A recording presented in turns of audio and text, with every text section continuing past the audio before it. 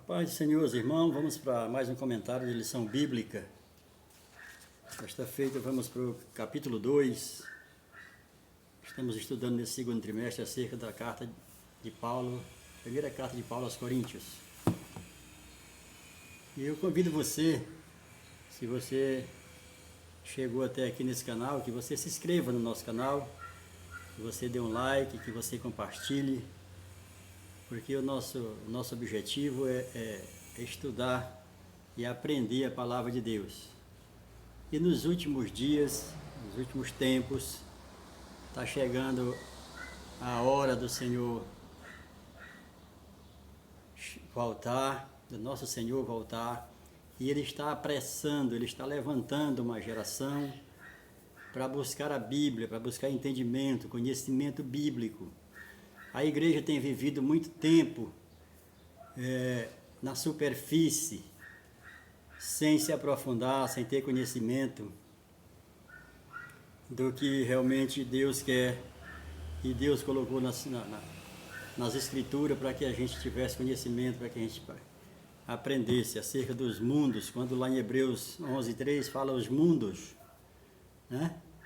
Os mundos foram criados, então ali já está no plural, já dá para entender que não é só um, que já teve um antes do nosso e vai ter outro depois, quando Jesus voltar.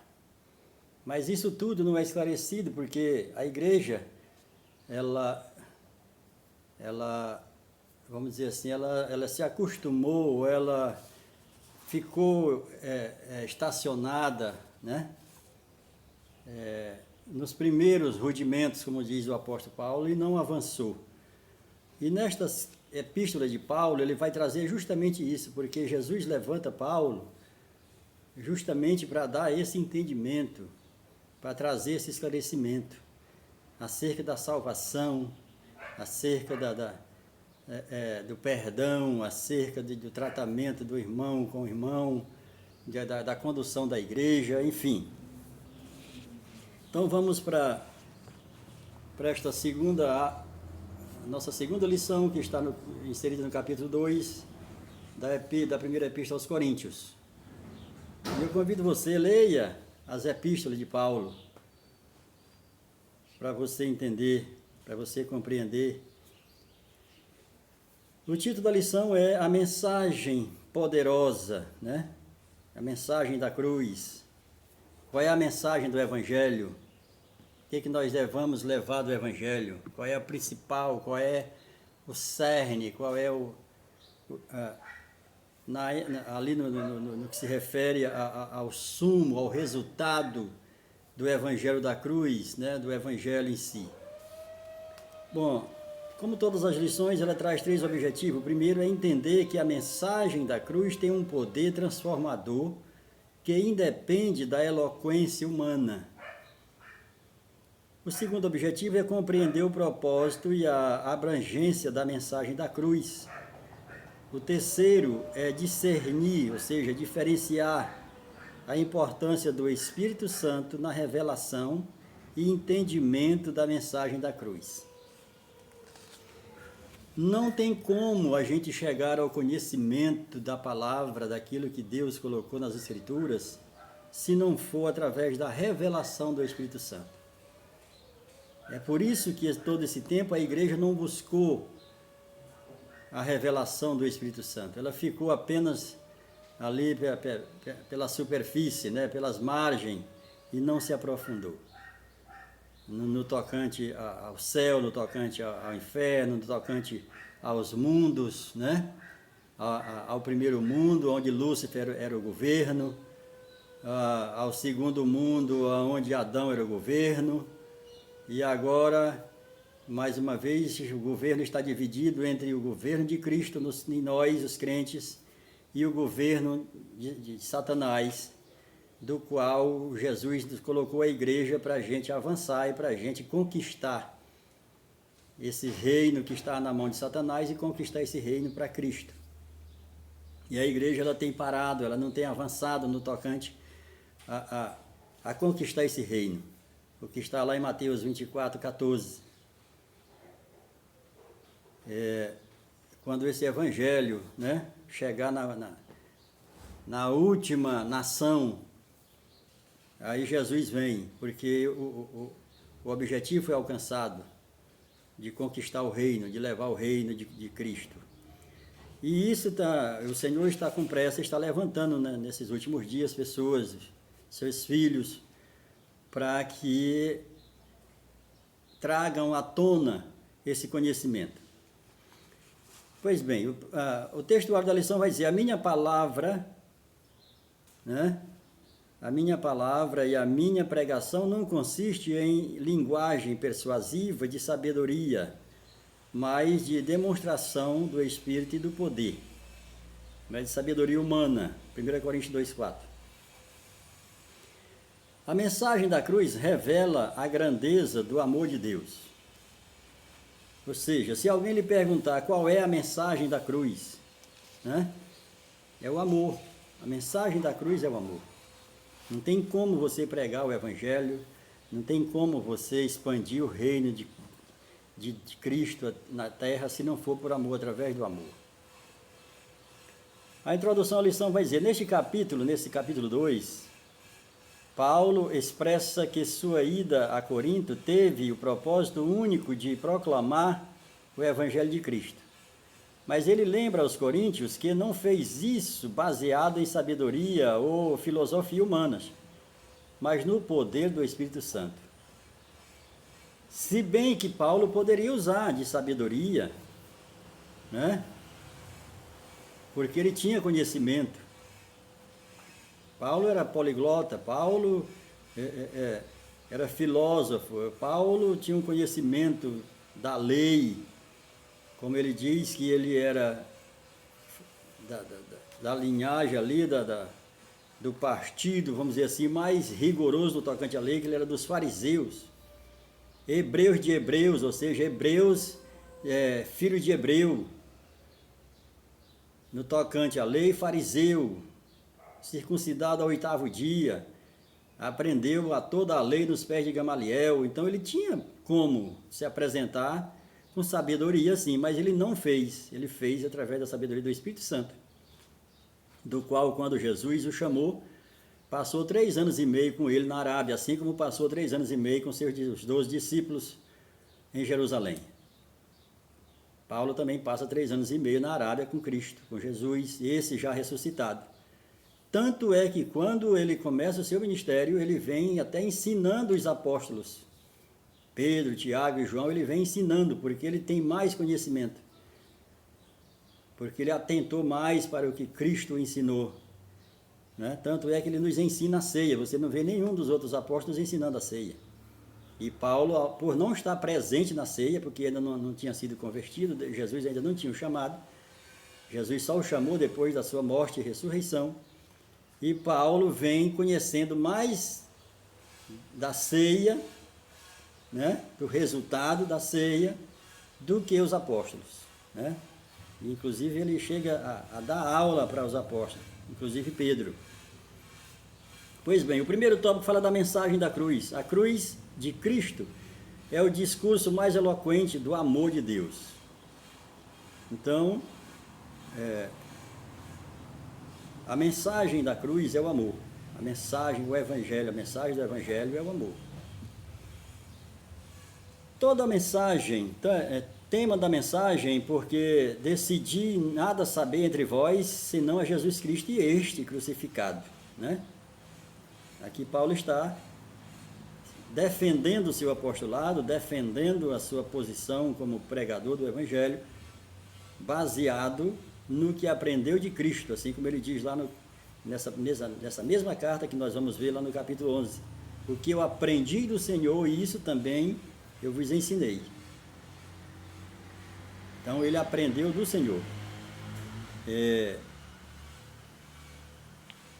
Embora a cruz, a sua formação e preparo, Paulo pudesse, né, debater filosofia com qualquer um, né? Ele decide pregar a mensagem de Cristo. Como eu falei, Paulo tinha como fazer isso, né? Tinha autoridade para fazer isso, mas não fez. O segundo subtópico vai falar fundamentos da pregação. Qual é o fundamento da pregação? E foi em fraqueza, temor e grande tremor que eu estive entre vós. Os fundamentos da mensagem de Paulo continham alguns ingredientes indispensáveis para todo e qualquer pregador da palavra de Deus.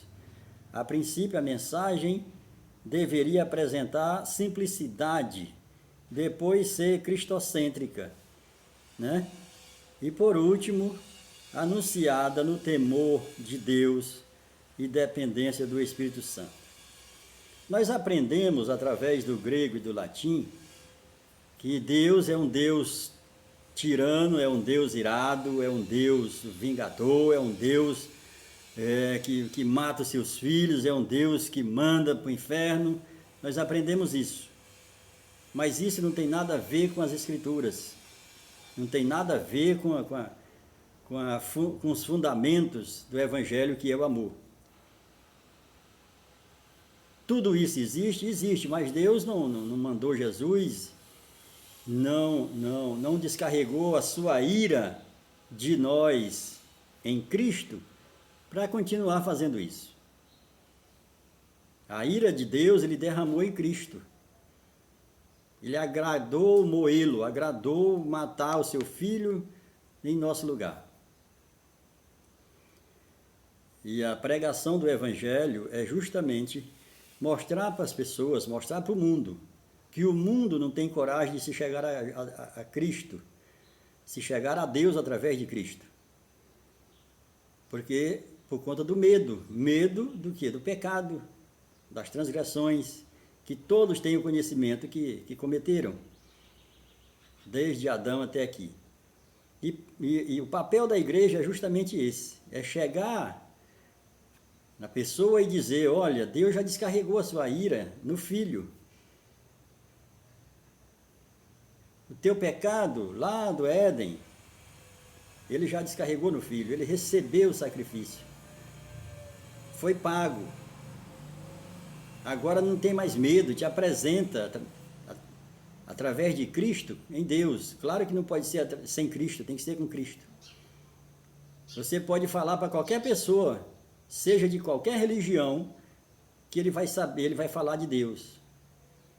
Deus te guarde, Deus te abençoe, se Deus quiser, mas de Cristo jamais você vai ver alguém que não foi resgatado pelo Evangelho, e não foi resgatado pelo amor, pela mensagem da cruz. Ele nunca vai falar de Jesus.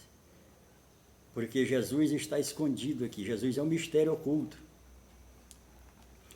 Jesus é um mistério oculto desde a fundação do mundo. Jesus é um mistério oculto, era um mistério oculto no céu. Nem os anjos tinham conhecimento de Jesus, de Cristo. Nem os anjos, porque se os anjos tivessem conhecimento, Satanás não tinha vindo com aqueles questionamentos, se tu é o Filho de Deus, se ele tivesse certeza. Mas ele não tinha. Assim também como o ser humano também não tem, aqueles que não se chegaram a Cristo através do amor do Evangelho, não têm conhecimento de Cristo, de Jesus. Depois que Jesus é revelado no Jordão, depois que ele vence Satanás no deserto, aí os espíritos imundos, Satanás e os espíritos imundos e o inferno conhecem que Jesus é Deus, é Filho de Deus. Tanto é que toda vez que ele ia expulsar os espíritos imundos de uma pessoa, os espíritos imundos falavam, conheciam Jesus e as pessoas não conheciam. Os sacerdotes não conheciam, os discípulos não conheciam, mas os espíritos imundos conheciam. Jesus, o que é que tu vem fazer? Tu vem nos importunantes do tempo? Porque eles sabem que tem um tempo determinado para ele já. Eles já foram julgados e condenados. Está faltando só chegar o dia de cumprir a pena. Mas Satanás e os espíritos imundos e os seus anjos já foram julgados e condenados.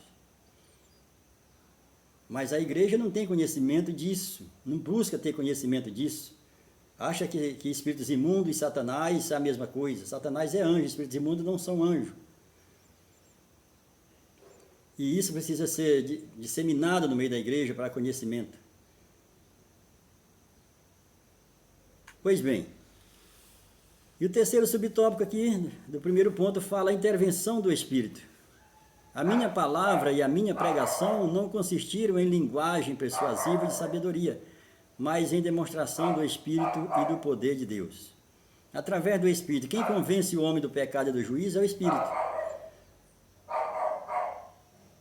Quem mostra a nossa podridão, a nossa miséria, é o Espírito Santo, que habita em nós agora. Nós somos o templo de morada do Espírito Santo. Assim como no passado, Deus sempre quis habitar entre os homens, sempre quis tabernacular entre os homens. Não somos nós que vamos morar com Deus, é Deus que tem interesse em morar conosco. Tanto é que ele vai fazer uma nova terra, justamente para que ele tenha acesso a nós nessa nova terra. A gente vai ter acesso ao novo céu, sim, mas a nossa morada sempre vai ser na terra. Porque Deus sempre quis tabernacular com o homem desde o Éden. Deus vinha conversar com Adão todos os dias. É Deus que vem, que se aproxima de nós. É Deus que vem. E nós hoje representamos o tabernáculo. Assim como o tabernáculo era dividido em 3 partes, o pátio, né? Ali o pátio, e aí depois a primeira parte ali fechada, né? Onde tinha o altar de sacrifício, e depois o Santo dos Santos, né? Ali tipificando, nós somos espírito, alma e corpo. O nosso espírito simboliza o Santo dos Santos, onde tem a intimidade com Deus, onde tem ali o contato com Deus. Foi Deus que veio. Paulo vai estar dizendo nessa carta ainda nas próximas lições que o Espírito de Deus, nós somos um com o Espírito de Deus, assim, ó. Nós somos um. Aquele que se une ao Espírito de Deus se torna um, né? Da mesma forma que Deus fala lá na criação do homem e da mulher, agora os dois são uma só carne aqui, ó. Do mesmo jeito, aquele que se une com o Espírito de Deus é um com ele. Então o Espírito Santo nos uniu conosco. Nós somos um em Cristo. Nós somos um com Deus através de Cristo, através do Espírito Santo, né? E isso é indissolúvel, né? Isso é indissolúvel, não tem como mais. Nós nascemos de novo. O nascer de novo é justamente essa salvação no Espírito, essa junção do Espírito de Deus com o nosso. Que Jesus fala para Nicodemos, que tem que nascer de novo. O segundo tópico da lição vai falar sobre a mensagem revelada. A mensagem revelada. Não havia da parte dos apóstolos nenhuma presunção ou autoconfiança. Eles sabem que apenas o Espírito Santo pode convencer o homem do pecado e do juízo. João 16:8. Como disse o pregador, é mais fácil ensinar um leão a ser vegetariano do que converter uma pessoa pelo conhecimento humano, né? Pela sabedoria humana. Quem faz isso é o Espírito Santo, que convence do pecado e do juízo. O primeiro tópico aqui do segundo ponto vai falar sobre a verdadeira sabedoria. Mas falamos a sabedoria de Deus, em mistério, né? Jesus Cristo crucificado é a sabedoria de Deus. A verdadeira sabedoria não é a filosofia, mas o Evangelho. A sabedoria de Deus não está na filosofia humana, mas no Evangelho. A sabedoria de Deus é Jesus Cristo crucificado, né? É o mistério oculto. Jesus é o mistério oculto desde a fundação do mundo. Está lá em Colossenses. Aqui nessa lição está lá. Colossenses 1:26. Jesus é o mistério oculto. Era oculto até no céu, até ele ser revelado lá no Jordão e no deserto. Pois bem, o segundo subtópico vai falar o mistério revelado. Colossenses 4:1, né? Aqui são considerados maduros. Aqui no finalzinho aqui do tópico 1, Paulo ele fala assim: Paulo não está desprezando o valor do estudo secular. Paulo está ensinando que o objetivo da mensagem da cruz é alcançado sem necessidade de artifícios ou malabarismos humanos.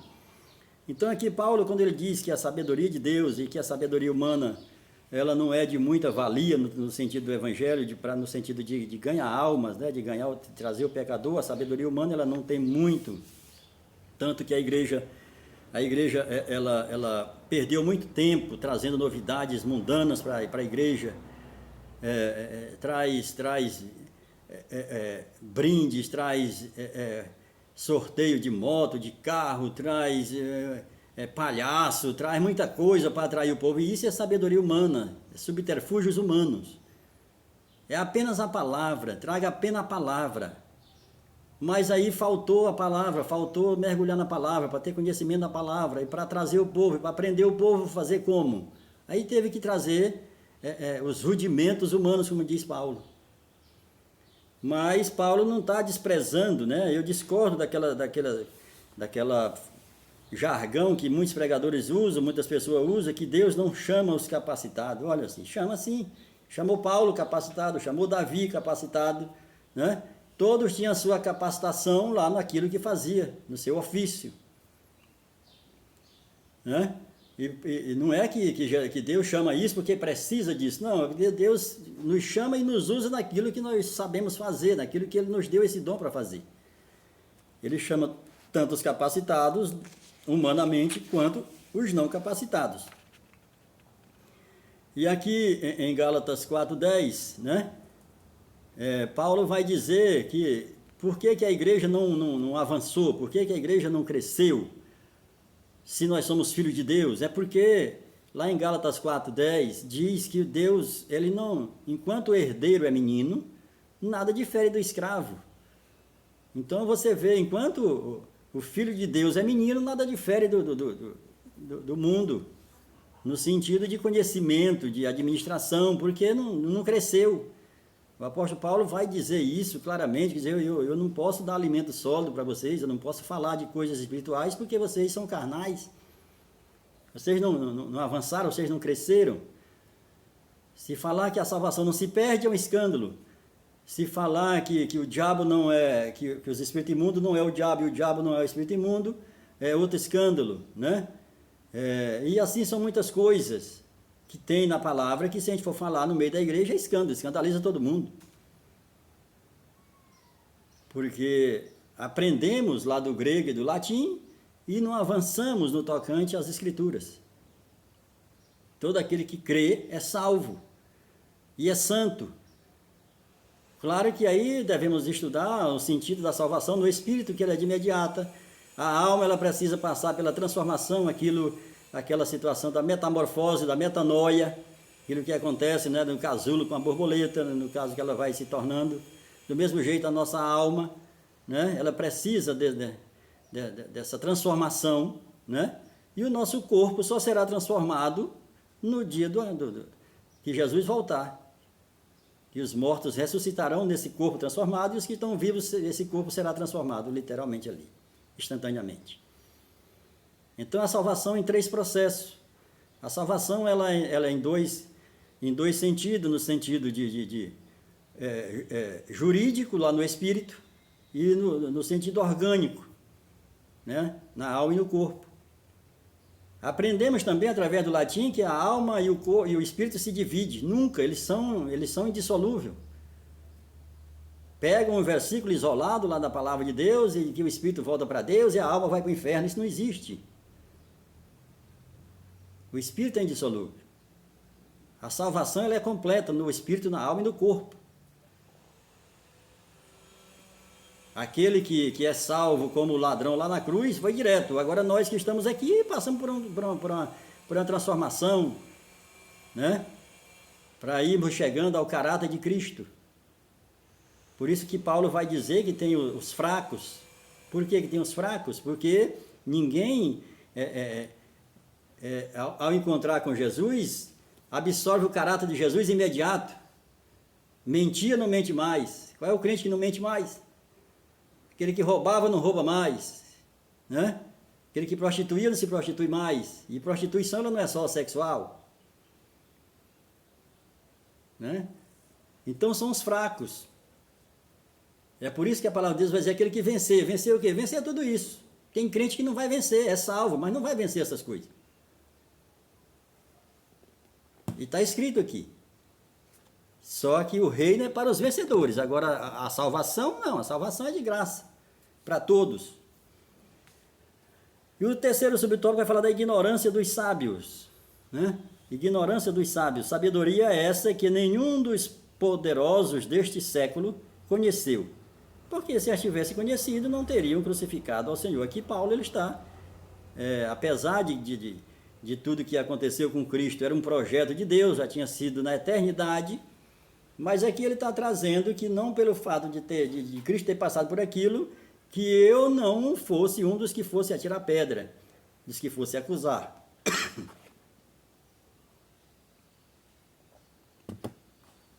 Como o próprio Paulo fazia, sendo conhecedor da lei, né? Ele perseguia a igreja. Paulo culpa as autoridades, né, judaicas e romanas pela morte de Jesus, chamando-as de poderosos deste século, né? As autoridades judaicas representavam a autoridade religiosa e as autoridades romanas representavam a autoridade política. Continua do mesmo jeito. As autoridades religiosas acham que detém todo o conhecimento das Escrituras e não tem. E as autoridades políticas não conhecem a Jesus. Porque a igreja, quando chega diante da política, se abaixa, se ajoelha, não faz aquilo que Jesus separou, comprou para que a gente fizesse. E aqui está dizendo aqui, né, nesse terceiro ponto, vai dizer, na religião com os judeus, rejeitaram Jesus como Messias.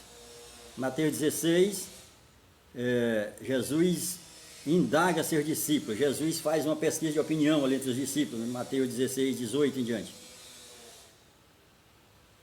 Na política, os sábios romanos sabiam que se tratava, sabiam que estavam errados.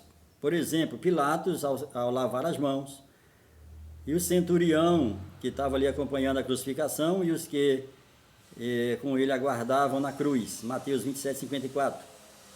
O centurião reconheceu, o centurião alcançou a salvação quando ele diz: este verdadeiramente é o Cristo, o Filho de Deus. Por tudo que ele viu ali, que ele presenciou.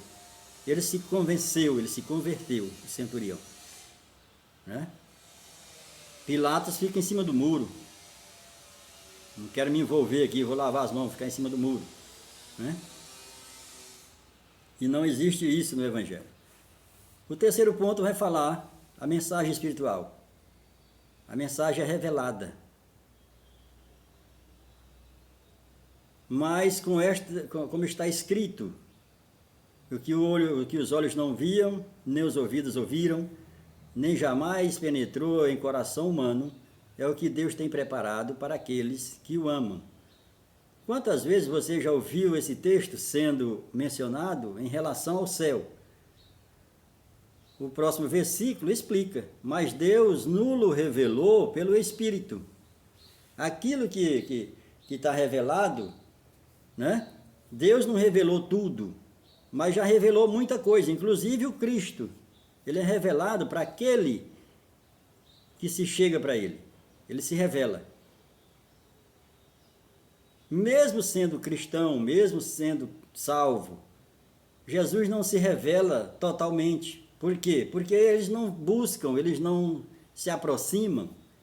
Quando a gente vê ali a parábola de Mateus capítulo 13, que ele fala do semeador, e os discípulos vão perguntar, depois que termina a pregação, para a multidão, e aí os discípulos com ele, a sós com ele, vai dizer: não explica aquilo para nós não entendemos. Aí Jesus vai dizer: para vocês eu falo, mas para eles não. Ou seja, mesmo salvo, tem muita gente na igreja salvo, mas não tem conhecimento de quem é Cristo. Não tem conhecimento de qual é o seu papel, porque falta essa busca, falta essa realmente esse compromisso de questionar, de perguntar, Senhor, qual é a minha posição, qual é o meu papel. Tem muita gente fazendo a obra de Deus sem perguntar se é isso que Deus quer que ele faça. Tem muita gente fazendo a obra de Deus sem Deus. Nós temos que fazer a obra de Deus com Ele. E aqui, em Isaías 64:4, eu aconselho você, toda vez que você vê no Novo Testamento, algo dizendo, a palavra dizendo assim, como está escrito, busque onde está escrito. É isso que é buscar conhecimento, é isso que você vai crescer no conhecimento. Quando Paulo está recorrendo aos profetas do Antigo Testamento, ele está dizendo assim como está escrito, porque Paulo conhecia que o olho não viu. Aquilo que o olho não viu é o que está justamente em Colossenses 1:26, que o mistério que era revelado agora foi descortinado, foi apresentado, mas não para todos. Assim como os discípulos, quando Jesus faz aquela pesquisa de opinião, ali em Mateus 16, a partir do verso 18, os discípulos não sabiam quem era, assim como o mundo lá fora não sabia. Aí Deus revela através do Espírito Santo para Pedro: tu és o Cristo, o Filho do Deus vivo. Só através de revelação que a gente vai conhecer a Cristo. A leitura é necessária, sim, a leitura das Escrituras é necessária. O próprio Jesus, ele vai dizer: vocês acreditam que nas Escrituras tem a vida eterna? Não é nas Escrituras que tem a vida eterna. A vida eterna está em mim. Eu sou o caminho, a verdade e a vida. Aquele que beber da água que eu der, não morre mais. No segundo nascimento que nós temos com Cristo, é para a vida eterna, não morre mais. É isso que ele falou para Nicodemos. O segundo subtópico do terceiro, já estamos encerrando, o segundo subtópico do terceiro, fala: o Espírito ensina. Disto também falamos, não em palavras ensinadas pela sabedoria humana, mas ensinada pelo Espírito, conferindo as coisas espirituais com as coisas espirituais. Não dá para você comparar coisas naturais com coisas espirituais. Paulo está dizendo: você quer comparar as coisas, compare nas suas, vamos dizer assim, dimensão, na sua dimensão. Não dá para comparar uma dimensão natural, com a dimensão celestial. Tudo que nós temos aqui no natural é cópia do que tem no espiritual. Tudo que nós temos aqui é cópia. Essa xícara é cópia do que tem lá no céu. No céu tem xícara, Mesa, lá no céu tem mesa. Cadeira, lá no céu tem cadeira. Então, tudo que nós temos aqui embaixo, aqui na terra, no material, no natural, é cópia do que tem no céu, inclusive o tabernáculo. O tabernáculo que Deus mostra para Moisés lá no monte, e que ele faz uma réplica ambulante, ele faz uma réplica que seja desmontável, Depois chega no templo em Jerusalém, mas isso era réplica do que tem no céu. Observe a questão de dimensão, João 3. Jesus falando com Nicodemos aqui, Jesus está dizendo para Nicodemos, depois que Nicodemos vai falar, depois que ele quebrou a mesa dos cambistas lá no templo, aí Nicodemos vai ter com ele de noite, com medo dos judeus. E Nicodemos vai dizer que ninguém faz aquelas coisas que ele fez e permaneça vivo. Se Deus não estiver com ele, ele estava morto. Ninguém poderia fazer aquilo. Mas ele continua a conversa com Nicodemos, e aí ele vai dizer assim: nenhum homem subiu ao céu, senão aquele que desceu do céu, o Filho do homem que está no céu. O próprio Jesus falando com Nicodemos, lá em Jerusalém. O Filho do homem está no céu, mas está em Jerusalém, ou seja, dimensão. Jesus está numa dimensão e Nicodemos está em outra, apesar de estarem ali os dois. Do mesmo jeito é a igreja hoje.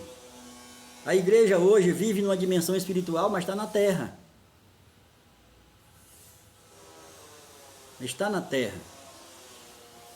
É por isso que nós temos que ter o cuidado quando falarmos com as pessoas, porque ela não vê a mesma dimensão. Aquilo que a gente está sentindo, aquilo que a gente está, quando a gente está adorando, quando a gente está sentindo ali a presença de Deus, o outro que está do lado está numa dimensão, estando junto conosco, mas em dimensões diferentes. Assim como Jesus no Monte da Transfiguração, os discípulos lá embaixo, Pedro, Tiago e João, e Jesus e Moisés e Elias, né, lá no monte. Dimensão, estavam ali, mas em dimensão totalmente diferente. Então isso é dimensão. O céu hoje está aqui, na terra. A igreja faz parte do céu, a igreja vive no céu no sentido de dimensão. O céu não é um lugar físico, o céu é uma dimensão. O próprio Jesus está provando isso. Nicodemos, ninguém subiu ao céu senão aquele que desceu do céu, o Filho do homem que está no céu, só que ele está com Nicodemos ali conversando. Pois bem, então, em Hebreus 11, 3, quando ele fala, compara as coisas espirituais com as espirituais, né? Não tem como você comparar uma coisa natural com espiritual, você tem que ter conhecimento espiritual para comparar. Ali quando Deus fala que as coisas, Deus criou do nada, primeiro Deus criou nada, aí do nada ele faz vir todas as coisas. Isso é espiritual, não tem como a pessoa carnal entender isso, não vai compreender nunca, né? Só vai compreender quando tiver aqui na mesma estatura aqui, na mesma condição com o Espírito Santo, né? Na mesma dimensão, como nós estamos falando aqui em João 3,13, acerca de que Jesus está ali com Nicodemos e está no céu. Amém? Graças a Deus. Então vamos para a palavra. Convido todos a mergulhar na lição, a questionar, a buscar conhecimento. Observe que Jesus, ele fala para os seus discípulos, a vocês eu revelo. Por quê? Porque eles questionaram, eles foram atrás. A palavra de Deus, ela está aqui contida nas Escrituras, mas ela só vai ser revelada se você buscar, se você se abaixar, se você buscar conhecimento do Espírito Santo, para que ela seja revelada através do Espírito Santo diretamente para você, ou através do Espírito Santo revelando para outras pessoas, e você tendo a percepção espiritual, você tendo ali a sensibilidade, você vai e pega aquela chave, e aquela chave que você ouviu, você traz para a palavra, e ali vai abrir várias portas, e você vai entender a palavra. É isso que acontece. Venha para o nosso canal, né? Dê um like, se você gostou, compartilhe, se inscreva no nosso canal. Estamos aqui para estudar, se você quiser estudar junto conosco, mande suas demandas, seus questionamentos, suas perguntas, ou o que você tem do Espírito Santo também para dividir conosco. Estamos aqui aprendendo aquilo, buscando, né, justamente aquilo que está na palavra, crescendo na graça e no conhecimento de Deus. Que Deus abençoe e tenha uma boa aula em nome de Jesus. Amém.